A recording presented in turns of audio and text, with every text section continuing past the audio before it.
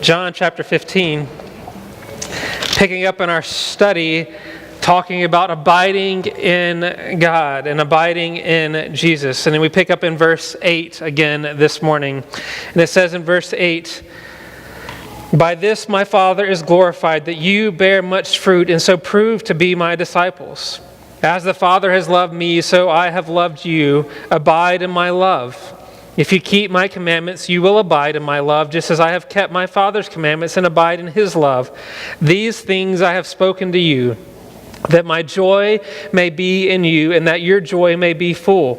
This commandment that you love one another, or this is my commandment, that you love one another as I have loved you. Greater love has no one than this, that someone lay down his life for his friends. You are my friends if you do what I command you. No longer do I call you servants, for the servant does not know what his master is doing, but I have called you friends, for all I have heard from the Father I have made known to you. You did not choose me, but I chose you and appointed you that you should go and bear fruit, and that your fruit should abide. So whatever you ask the Father in my name, he may give it to you. These things I command you, so that you will love one another." So, when we come to this, probably a familiar passage for many who, if you've been in the church for any amount of time, we know the passage, "Greater love has no man than this, that he laid down his life for one another." But what does it mean to unpack these verses before and after? What does it look like to understand and to grasp the gravity of the context of what Jesus is teaching here? So when we begin to go back, remember we covered verse 8 last week, we ended, because verse 8 really led the context of what was happening in verses 1 through 7. Because what is the whole purpose of abiding in the Father? The whole purpose of abiding in the Father, or abiding in Jesus, is so that the Father is glorified. Remember, we are the branches. He is the vine. We abide, and therefore the Father is glorified. It's essential for us to read the words in verses 8 and 9 this morning and remember perhaps the most crucial aspect. The most crucial aspect of the Christian life is found in first 8 verses of chapter 15. As Jesus is spending the last night with his followers, he does not command them to go. He doesn't command them to go and be heroes. Jesus does not command them to go and to be the saviors of the world. Jesus does not teach them how to become great orators. He doesn't teach them how to be great leaders. There are no great battle strategies here. Remember, if we're going to take over the world with a great new religion, there's no battle strategy here. There's no strategizing on how to take over the world. But rather, what we do find here is a message of salvation, a message of how to take the gospel to the world. A message of how to love others, a message of how to be who we are created to be. And then the message points us back directly to who Jesus is, not what we can do. Remember, nothing that Jesus is teaching about from chapter 13 to chapter 17 and on into chapter 20 is about who we can be or what we can do on our own, but who he created us to be and what he is doing in us. This message points directly back to him, not about our own devices. This isn't a self-help strategy to a new religion. This isn't a self-help strategy of how to find enlightenment or how to be your best self. This is a strategy of how to seek him, how to know the Father, and how to abide in him. Remember, 6 times in verses 1 through 8 of chapter 15 alone, Jesus says that we are to abide in him. For when we abide in him, it is then that we grow. When we abide in him, he grows in us. When we abide in him, it is then that the fruit grows. The fruit of him growing through us, for he is in us, growing in us. And as we read verse 8, this is to serve him, not to make us the heroes of the story, but to make him the hero, to bring glory to the Father. For we are to remember that we're the children. We are the sons and the daughters of the King. We are the princes and the princesses of the kingdom. And this is great, for this is where we need to be. For when we are here, when we remember our place in the kingdom, we realize that we are not meant to be king. It is not that a place that we need to feel marginalized. No, because we're not meant to be heroes. We're not meant to be stars. We're not meant to have an ultimate platform in front of the whole world. We're meant to see him as the ultimate king. And so when we start trying to flip that around and try to start flipping that script around, when we try to put ourselves above, when we try to put ourselves in a higher, elevated place, remember, we can go back to the Old Testament and look at why did the people of God build the Tower of Babel? They were going to make a name for themselves so that all in the world would look and see the tower and see how great they were and to see what they were doing, right? They flipped the script. It was about them being the heroes of the moment instead of about pointing it back to God. What happens? God confuses their languages and he disperses them across the land. Because it's not about who they were. It's likewise not about who we are. All that we do and all that we are is about pointing back to the King and how we are attached to the vine. When he is growing in us and through us, the world sees him, not us. So we say, well, what is our identity? I mean, the common thing in the culture is, what is our identity? Who are we as individuals? Well, in reality, it's not who are we as individuals, but who is God in us? Is the question we should be asking. That's what John 15 is pointing us to, is not as who are we as individuals, but who is God in us. And this morning as we continue onward into verse 9, Jesus goes even further and he says, catch this, he says in verse 9, as the Father has loved me, so I have loved you, abide in my love. If you keep my commandments, you will abide in my love, just as the Father kept my commandments. Abide in his love. So when we rebel against God, is it an obedience problem or is it a love problem? Think about that for a moment. When we disobey God, is it an obedience problem because we're disobeying, or is it a love problem because we're failing to understand the true nature of love? Right? Process that with me for this morning, because that's really where everything is going to come down to, how we understand the gospel, how we understand who God is and what God is doing in and through his people and what God is doing in and through the world. When we choose to sin, when we choose to be enamored with something in this world over God, is it an obedience problem or is it a love problem? One of my really good friends always used to say, we are always worshiping something. All of us are worshiping something. That's an absolute statement. We are always worshiping. The question is, what are we worshiping? So even if you're sitting here in this room this morning and you're a skeptic saying, I don't even believe in your God, that's okay. You don't have to believe in God. We're still worshiping something. We're still putting something on the throne of our lives. The question is, what are we worshiping? We can only worship one thing at a time. True? We don't have room in our lives. We don't have room on the throne in our lives for more than one thing. So this morning, we have to realize, what is it that we're worshiping? Because when it truly comes down to obedience or love, is our sin a reflection of our disobedience? Or is our disobedience a reflection of a lack of understanding of love? Because that's really what it comes back down to. And love is defined as worship. Because what are we spending our time worshiping on? Because we can again go back to and see that if we're truly sinning, if we're truly rebelling against God, it probably comes back to the fact that we're probably not worshiping God in the first place. Because if we're worshiping and we're seeing God clearly, then we're going to love more and we're going to want to do more because we're going to understand and see the Father better. So if we're truly honest with ourselves and we examine our lives, our hearts, our emotions, our thought processes, anytime we choose to rebel, anytime we choose disobedience, it's a love problem. Right? It's a love problem. That's what we're about. It's not just about rebelling to rebel. The only reason we choose sin is if we are choosing something other than loving God. Okay? Let's just step back for a moment real quick and go back to what Jesus says in John chapter 14. He says, I'm going to prepare a place for you. And not only am I going to prepare a place for you, but I'm going to prepare a place for you, and then I'm going to come back and take you to that place. And then Jesus comes and he reveals to John what that place is going to be like. And we read about that when we studied John chapter 14. It's going to be this home. The place is better defined as a home. I'm going to prepare a home for you. And then when the time comes, I'm going to take your hand and I'm going to take you home.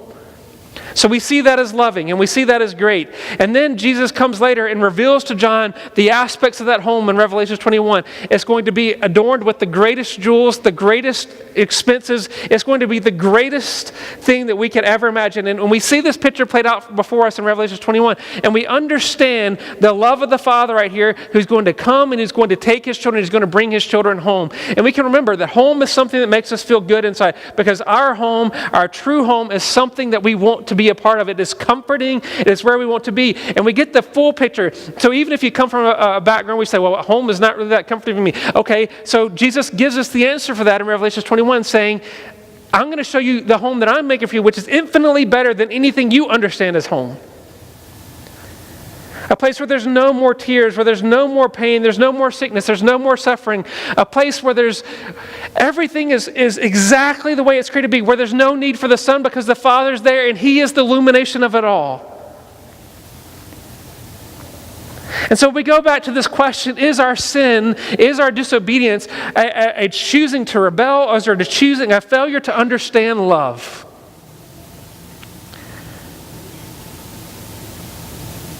Because think about this, when you discipline your children, your grandchildren, or when you disciplined your children back in the day, why did you tell them not to run into the street or not to put their hand on the hot stove? Was it because you were an evil parent who just said, well, I'm just going to make barriers and I'm just going to fence them in because I don't want them to have the fullness of the joy of life? So we're just going to build these barricades, we're going to put them in a box and say, this is the box so that they... No, we do things to protect our children. Why? So they can experience the fullness of life. So we as parents, those of us who are parents or grandparents or those who have watched, we put rules and safeguards in place to demonstrate our true love for our children, right? You don't put your hand on the hot stove because it's going to hurt like heck. But then we say, okay, if you're going to push it that far, go ahead, grab it. Let me know how it feels. You know what I'm saying? We tell our children not to run into the street because we don't want them to get hit by a car. Why? Because they're not going to experience the fullness of the joy of life if they go run into the street and get hit by a car. Can we agree on that statement?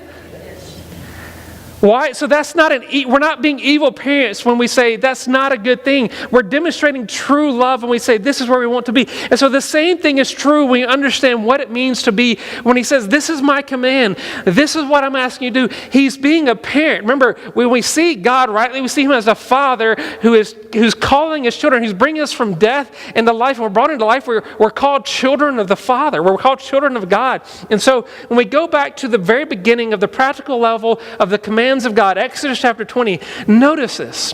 You don't have to flip there. I'll read it to you. It's okay. Exodus chapter 20, you can write it down together this week. Beginning in verse 3. He says, you shall have no other gods before me. Verse 4, you shall not make for yourself a carved image or any likeness of anything in heaven or above or in earth that's before. You just have no other gods before Him. Verse 7, you shall not take the name of the Lord your God in vain. Verse 8, remember the Sabbath and keep it holy. Verse 12, honor your father and mother. Verse 13, and all the parents saying yes. Verse 13, you shall not murder. Verse 14, you shall not commit adultery. Verse 15, you shall not steal. Verse 16, you shall not bear false witness against your neighbor. Verse 17, you shall not covet your neighbor's house or your neighbor's wife or his servant or his ox or his donkey or anything that is your neighbor's. You shouldn't covet. So notice these statements. These are statements that point us and teach us how to love better.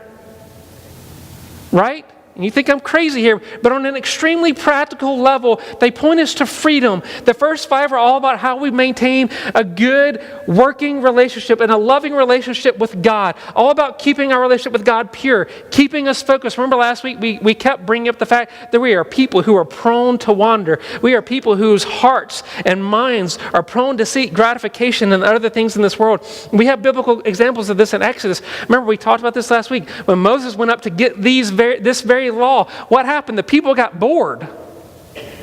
I'm sure there's another biblical word that we could use here, but Chad's word here, they got bored and they started putting everybody's jewelry together and making a calf so they would have a visible representation of God. So God gives us these rules so that even when you and I get bored, we remember who God is. And we turn on the news and we can see a whole lot of people who are bored a whole lot of the time. So we need this. This is a good way to maintain an honest, loving relationship. It's not meant to him in the sense that, well, you can't do anything. No, that's not what he's saying. He's saying this is what we need to keep focused. This is what we need to see God, to know God, to maintain a pure relationship with God. And we do the same thing in our daily lives with technology and jobs and relationships. But notice the last 5 things here. The last 5 things are extremely important and as important as the first 5 things. Remember John 15? What does Jesus say over and over again? He says, abide in my love. The thesis that we are making here is that disobedience is a love problem. right? So when we come to the last 5, if we follow our thesis that we're setting up here in these last few verses of John chapter, or these middle verses of John 15, that disobedience is a love problem. So here in the latter 5 of the 10 Commandments, God gives us directions on how to keep right relationships with each other. Right? How to follow and how to love each other better. Because again, we are people who are prone to wander, and when we lose sight of our first love, we become disobedient. If we love our parents, we're going to honor them. Right? If we love our parents, we're going to honor them. If we love our neighbors, we're not going to murder them. There should have been an amen there somewhere. I don't know where y'all live. We're moving. If we love our neighbors, we're not going to murder them. If we love our neighbors, we're not going to commit adultery against or with them. Amen. I don't know if y'all didn't get enough coffee this morning or if it wasn't strong enough, but it will be stronger next Sunday, I promise. If we love our spouses, we're not going to commit adultery. Amen. If we love our neighbors, we're not going to steal from them. If we love our neighbors, we're not going to lie against them. If we love our neighbors, we're not going to attempt to take what's theirs. That's what coveting is about. So when we look at the last 5, and we look at our thesis here that disobedience is a lack of understanding what love is, and we look at these last 5 commandments in relation to that, then truly it comes down to understanding what love is. Because if we're truly loving our neighbors, we're not going to have a problem keeping the last 5 commandments. We're going to say, and then you say, well, I've never broached those last 5 commandments. When we get into the Gospels where Jesus says, well, if you've thought that, you've done it. And we're like, well, so we've done it. And so we even have thought process, which is illustrating to each and every one of us that we have love problems in our life, that we have that this needs to be embedded in us. So here in John 15, friends, Jesus is pointing us to abide in His love. Why? Because we need His love, not our love. We don't need the natural love that we're born with. We need a supernatural love that is coming from Him. That is the exact replication of Jesus in us, the Spirit living in us. We need that love. And the love of the Father, the love that we have, and the example that we see here, look at, if we go back to, and I'm sure you're not looking at it, but if we look at Exodus chapter 20, He starts this. The very first words of the law says, I am the Lord your God who brought you out of the land of Egypt, out of the house of slavery. So the preamble to the law is that I am your Father. I am the caretaker of you. I brought you out of captivity because I loved you. We can start at the list of the 10 Commandments. We can post them on billboards and all that kind of stuff. But we need to put the preamble in there that I am your Father. I love you. I have protected you. I am caring for you. I am guiding you. And this is my purpose for you. This is how we maintain a good, loving relationship for each other. This is what it means. The 10 Commandments aren't for the world. They're for the church. They're for us. The 10 Commandments are just words for the world. They're for the people of God to know the right relationship with the Father. And we see love explained even more when we scanned. I skipped over some verses. That's why I point out the verses. In verses 5 through 6, when He's talking about, you shall have no other gods before me, He explains it in verses 5 and 6. He says, you shall not bow down to those graven images or serve them, for I, the Lord your God, am jealous, visiting the iniquity of the fathers on the children to the 3rd and 4th generation of those who hate me. Look after the comma here, though. Verse 6, but showing steadfast love to thousands of those who love me and keep my commandments. Verse 6 of chapter 20. We should memorize that just as much as we have our kids memorize the 10 Commandments. Why? Because He says He's showing steadfast love to thousands of those who love me and keep. The preamble is that this is about love. The middle section here is this is about love to thousands upon thousands of those who love and keep the commandments. Friends, this doesn't even touch the iceberg. The tip of the iceberg of the example of love and obedience that Jesus is pointing us to here in John 15. For when we remember the context for which Jesus is speaking at this very moment, Jesus is preparing His disciples for the fact that He's less than 24 hours away from His death on the cross. He's preparing them to remember on how to live after He's gone. He's preparing them for what's about to happen when He is arrested in the garden, when He's put on trial, when He's beaten and scourged, and when He's hanging on the cross. And He's showing them all of this in love to obedience to the Father. Remember, we go back to Matthew chapter 26, and we see that Jesus is in the garden. And as He's in the garden, remember the prayer that He prays in the garden in Matthew chapter 26? And He says, My Father, if it be possible, let this cup pass from me. But it doesn't stop there. He says, not as I will, but as you will. Friends, this is obedience. This is an overflow of love. Our disobedience is because of the love problem. This is true. This is real when we are struggling at home or at work and we are dealing with raw, hard emotions. It is because we are failing to remember how to love. We are allowing something to creep into the place of worship in our lives reserved only for the King. Right here in John 15, Jesus is reminding us to abide in His love, the Father's love. And this is predicated on the fact that this happens as we are attached to the branch. It doesn't happen void of the branch. It happens as we are attached to the branch and He is growing in us. None of these functions work on their own, but rather they are working in tandem. Get this, they're working in tandem to make us like Him and to bring us, look at this in verse 11, to bring us an even greater joy. To bring us an even greater joy. Remember, we talk about we don't let our kids run into the streets because we want to protect them. We want them to see the fullness of joy. So we don't do that. So He says, I have spoken these things to you that my joy may be in you and that your joy may be full. That's what we are living for. Verse 11 reminds us all that Jesus is giving to the disciples, all that He has given to us is not an added burden, but rather pointing us to greater freedom, to greater joy, to knowing the fullness in this life through Him, regardless of what the world may throw at us, regardless of the temptations and the pains that we experience. We are not alone.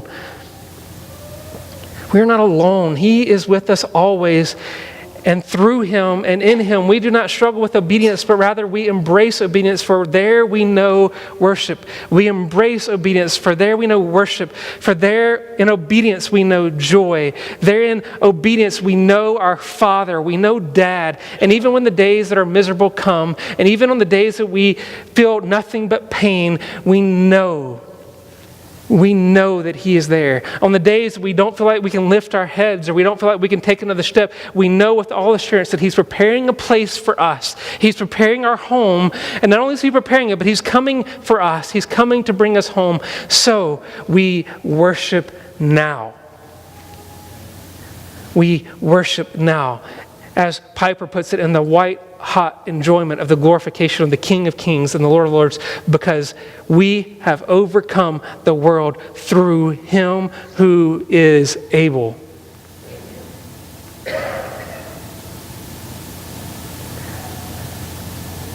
So is our disobedience an obedience problem? Is our disobedience a love problem? Friends, I would put it to you that our disobedience is a love problem because we fail to remember to love correctly. We fail to remember to worship rightly. So when we pick up in verse 12, it says, this is my commandment, that you love one another as I have loved you. Greater love has no one than this, that someone laid down his life for his friends. And he says, look at this, the very first words of chapter 12, before the comma, he says, this is my commandment. He doesn't say, this is my suggestion. He doesn't say, this is what you should do, or this is what you might do, or if you feel inclined to do so, this is what you might do. He says, this is my commandment. So remember, what we just theorized is that disobedience is a love problem. So if we're in love with the Father, then we need to remember all of that led up to what we're coming to in verse 12. And then what we're going to build on in a minute is going to come to what we're going to come to in a few verses in a minute. So remember this. Don't just forget it. Short-term memory. We got to stick with this together this morning. Love is an obedience problem. Disobedience is a lack of understanding love. So remember, he says, this is my commandment. And so he's pointing us directly to an imperative statement here. This is not one that you choose, one of those choose your destiny type of moments. Jesus is teaching here, and he says clearly, this is my commandment, that you love one another as I have loved you. This is absolute. We don't get to choose to say or choose to have excuses for why we do not love our brothers and sisters in Christ. This is a command from God. We just discussed from verses 8 to 11 that a failure to obey is a failure to love. So here, a failure to obey this command of God is not about a failure to obey or a failure to love our brother. It's not about a failure to love our sister. It is not about some grudge or angst or long-standing frustration, but a lack of true understanding of the love of the Father. Because get this, If we can hold on to a grudge against a brother or sister, if we can hold on to angst against somebody in this room or another believer in this world, if we can hold on to frustration and angst and all, and we can just let it fester and build and grow and grow. Maybe it's against a spouse, or I don't know who it is in your life, but if you can just let it fester and build, it doesn't display that you're good at holding grudges, or that you're good at having angst, or that you have a good mental capacity for remembering things. All it shows us is that we have a failure to understand the true love of the Father. That's what it shows us here, is that we don't understand the love of Jesus. Because if we can hold on to these things, why do we read in 1 Corinthians before we take communion on the first Sunday of the month that if we have a grudge against somebody, go and get it right, because we're drinking judgment on ourselves otherwise. Go and be reconciled with one another. It's an imperative. We cannot read the Bible as if it's some self-help strategy that we might take, and then we might find some things that make us feel better about ourselves. But in reality, the Bible is an imperative statement. Remember, we talked about this when we talked about the objective and subjective realities of the gospel in our lives.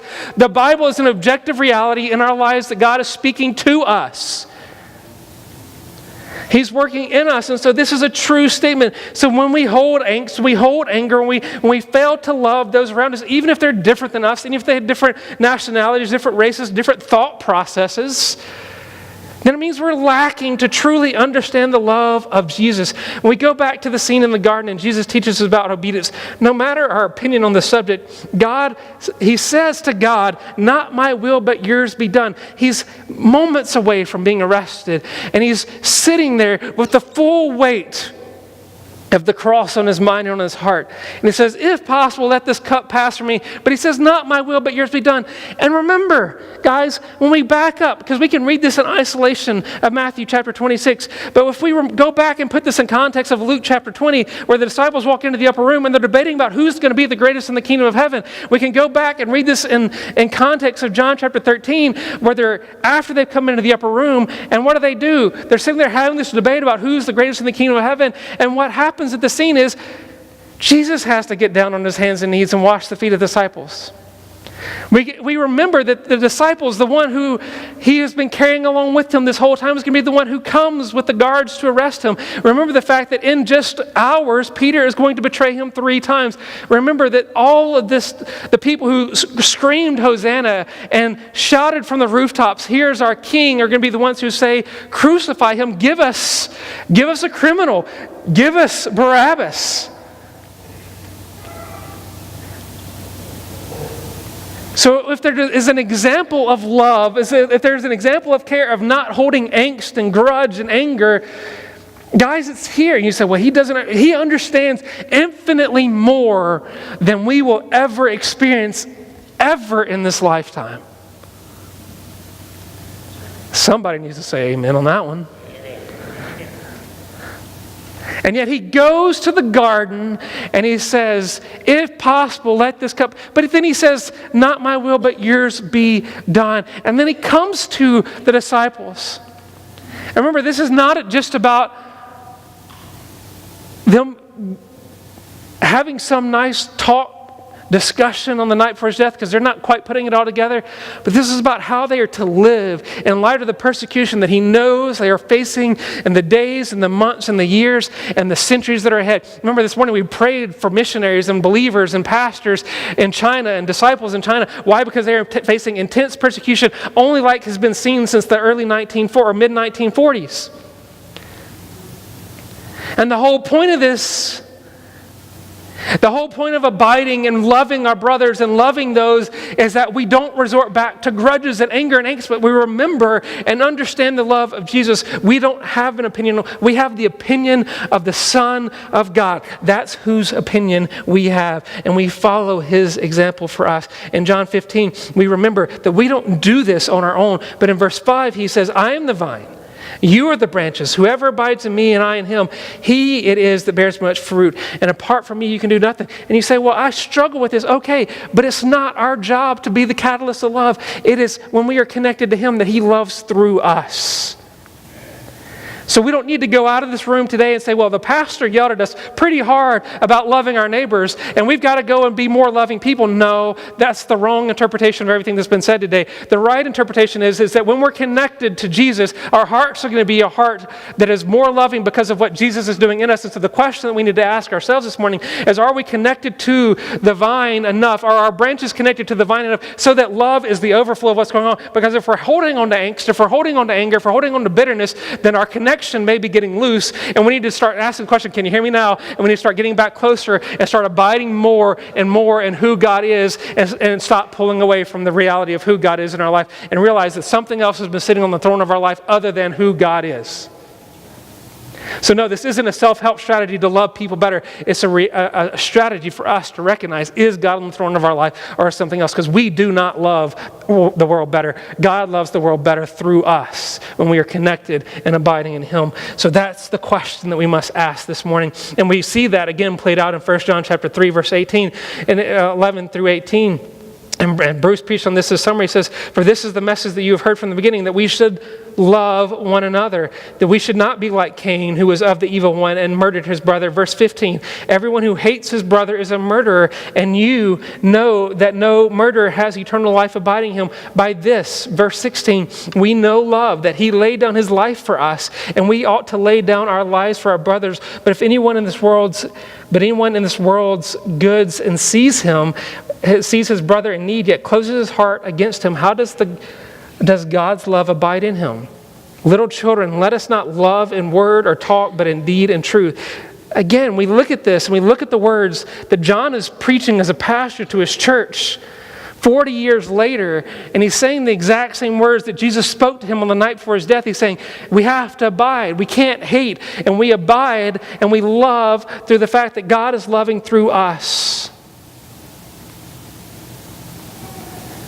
So remember our original thesis, that our lack of love is a disobedience, is an obedience problem to who God is and what God has created us to be. Because in verse 12 he says, this is my commandment, that you love your neighbor.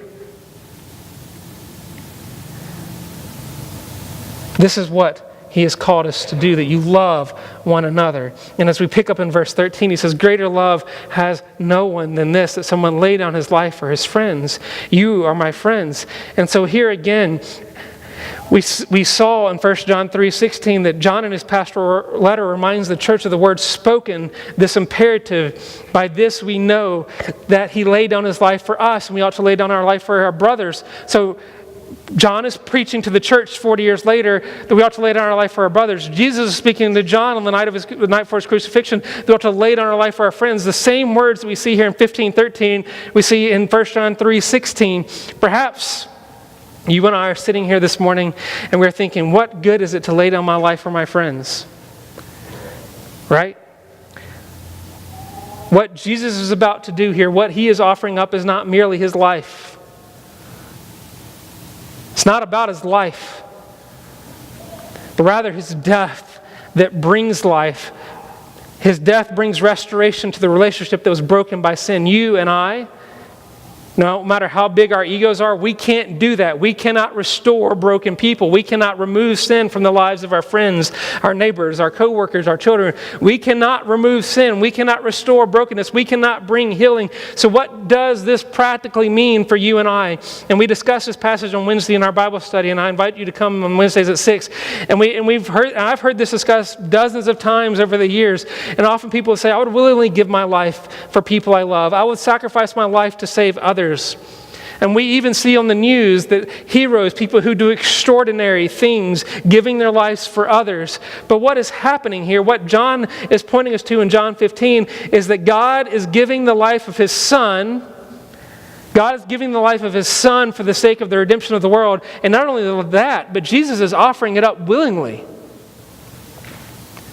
So God is giving the life of the Son, and Jesus is offering his life up willingly. Friends, this is love. For sure, we might say that we would give our lives for others, but are we going to give up the lives of our children? I don't think I am. Maybe I'm just selfish. But that's going to take a whole lot of thought. Like, are we willing to go that far? This example that we have from the Father to the Son, to the Son, to the Father, is an unending, undying love as we live our lives day to day, and we think that there is no way that I can do this. There's no way that I can reciprocate what Jesus has done for me, or perhaps we're putting at this in a narrow tube. Perhaps we're looking at this in a narrow-minded perspective here. For what is Jesus actually saying to us here in this moment? What is John saying to the church 40 years later in 1 John 3? He's given us himself to dwell within us. Remember John 14:2, giving us the exact replica of himself to dwell in us. So who are we to say no? Who are we to say stop or to refuse to do what God has called us to do, commanded us to do? When we think about Matthew 28, we remember the command or the commission from God as a good word. It's something good. But surely it's for other people, right? Surely the Great Commission is for those missionaries in East Asia right now facing persecution. Surely the Great Commission is for those ministers who are called to go minister the gospel and they're called to vocational ministry. Surely it's for trained people. Surely it's for somebody else who has more time than me, or whose family is more settled, or whose children are off to school or are gone out of the house. Surely it's for somebody else. However, often, even more, we fail to remember that we are the recipients of the exact replica of Jesus himself living inside of us. So if we receive the Holy Spirit, are we going to ignore the command and the commission of Christ? So we're going to take this fruit, but we don't want this one. It's like going grocery shopping. Is that how we get to do this Christianity thing? We get the Spirit, we get Jesus, we get salvation, we get to heaven, but this part of it, it's just not convenient in the moment. When it's convenient, we'll check back in later. Practically speaking, how often do we refuse opportunities to show love to our neighbors? Practically speaking, how often do we neglect opportunities to speak the gospel? And we can go through the litany of reasons why, mostly fear of rejection, out of fear of not knowing the right words, perhaps many times out of pride or fear of offending someone.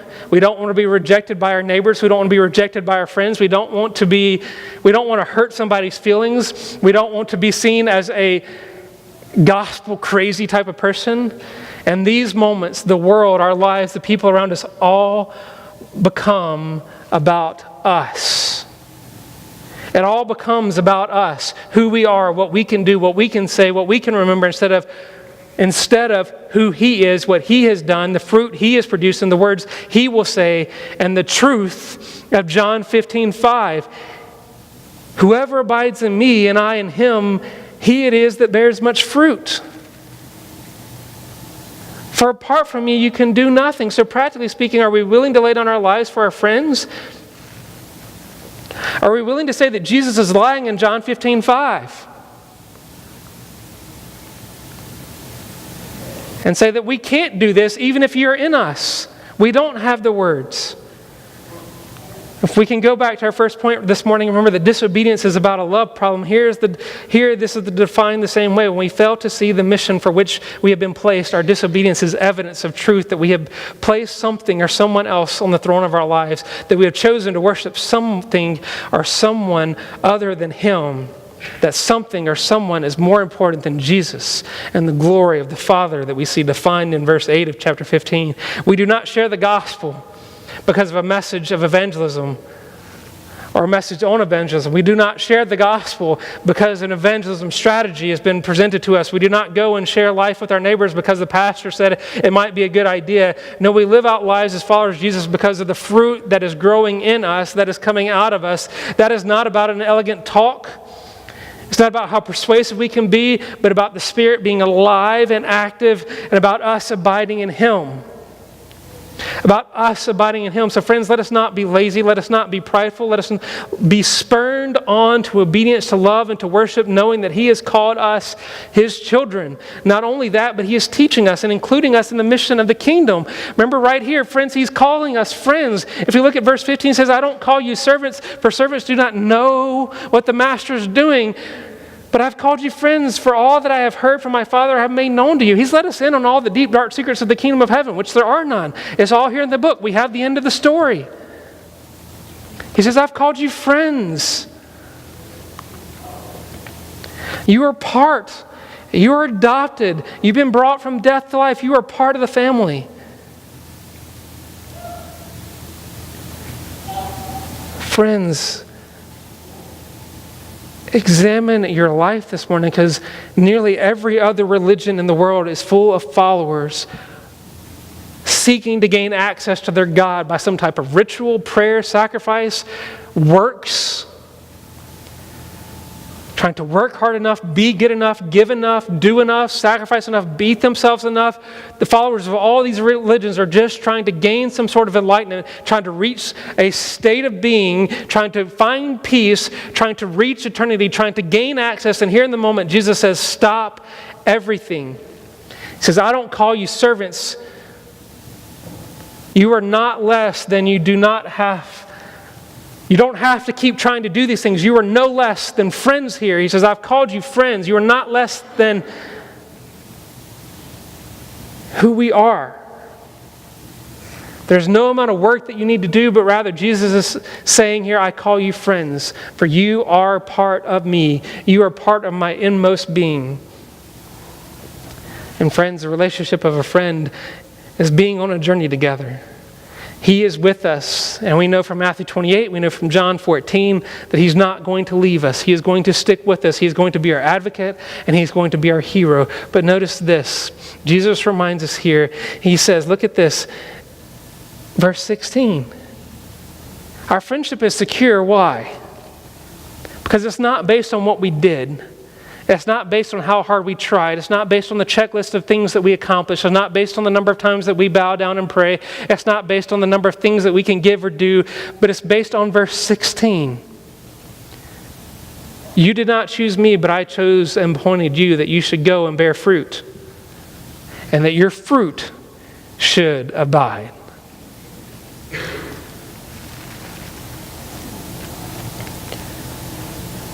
This is great security for all of us here. Because there are moments in all of our lives when we struggle with a love problem. When we struggle with thinking that something here has more glitz and more glamour, something here is more appealing, and we fail to remember the love of the Father. There are moments in all of our lives where we sit and we go back and we get angry at something. And we choose to wrongly place that anger on God, and we say, well, I'm going to go do my own thing. I'm going to be the God of my own life, or somebody else, something else, some situation, some vocation, something is going to be the God of my life.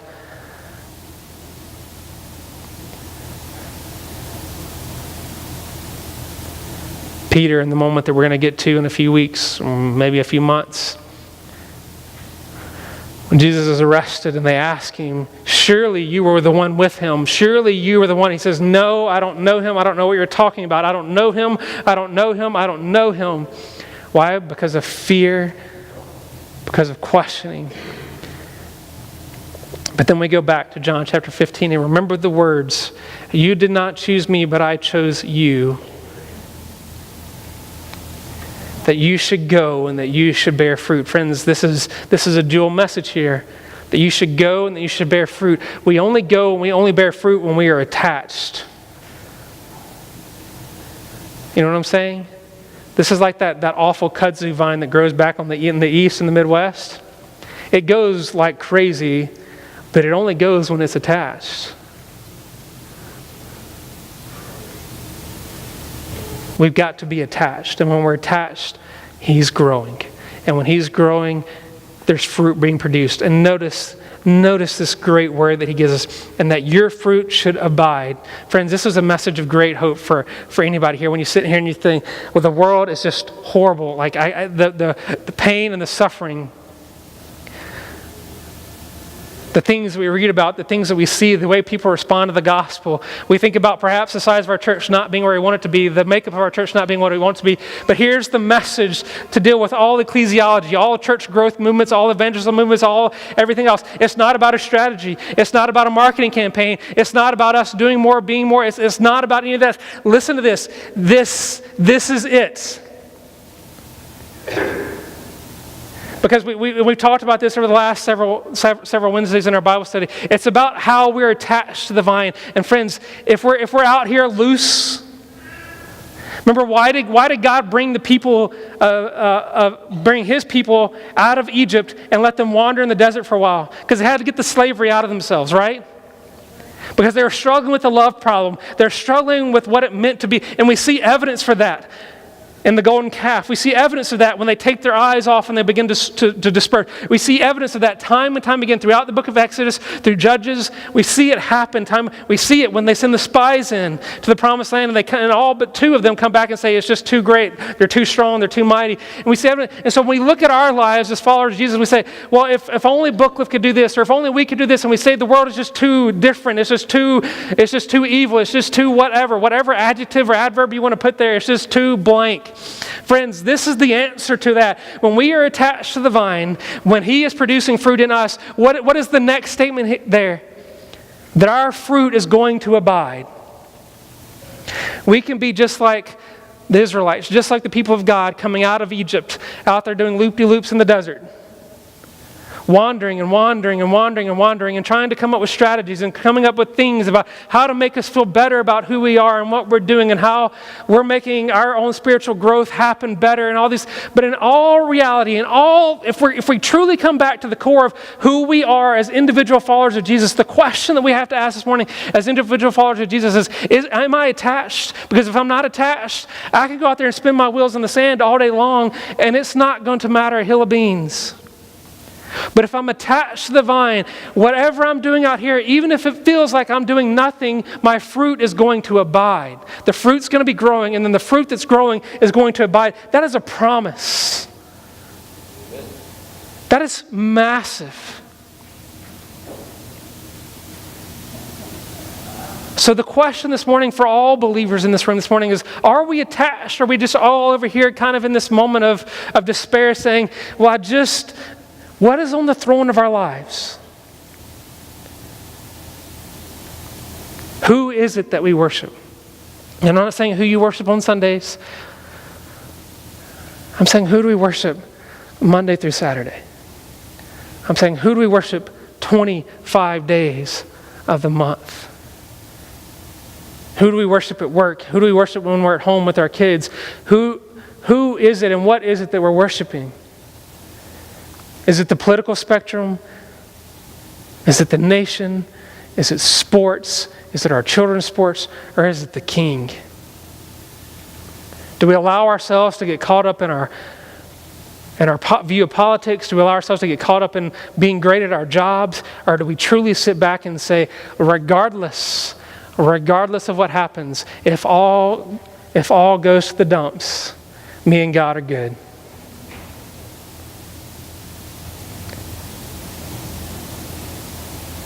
I'm not telling you to be bad at your jobs, because in all reality, if we're followers of Jesus, we should be the best at our jobs. But we're the best at our jobs because of the fruit that's being produced and pushed out through Him who's in us.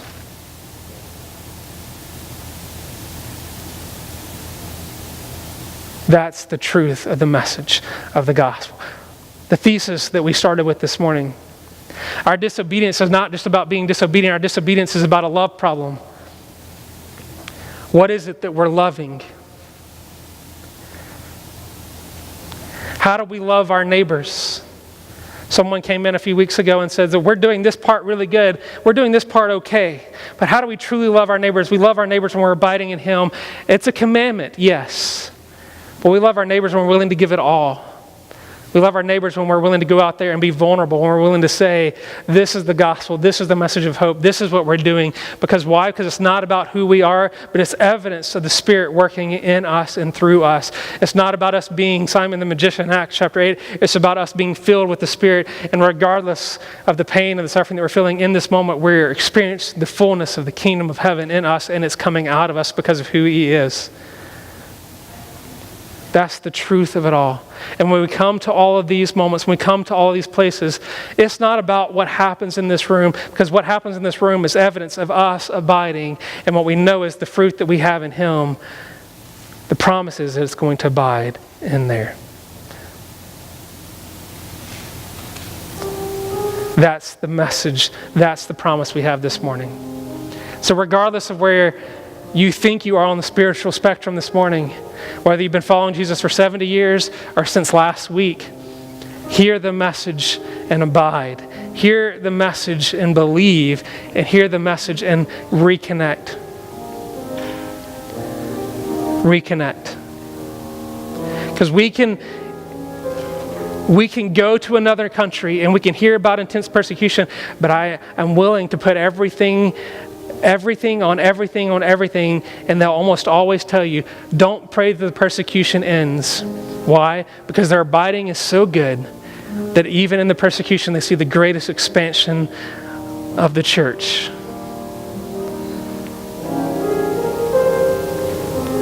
Let us see whatever we're going through, as James sees it, as God making us more perfect like Him, as God pruning us down.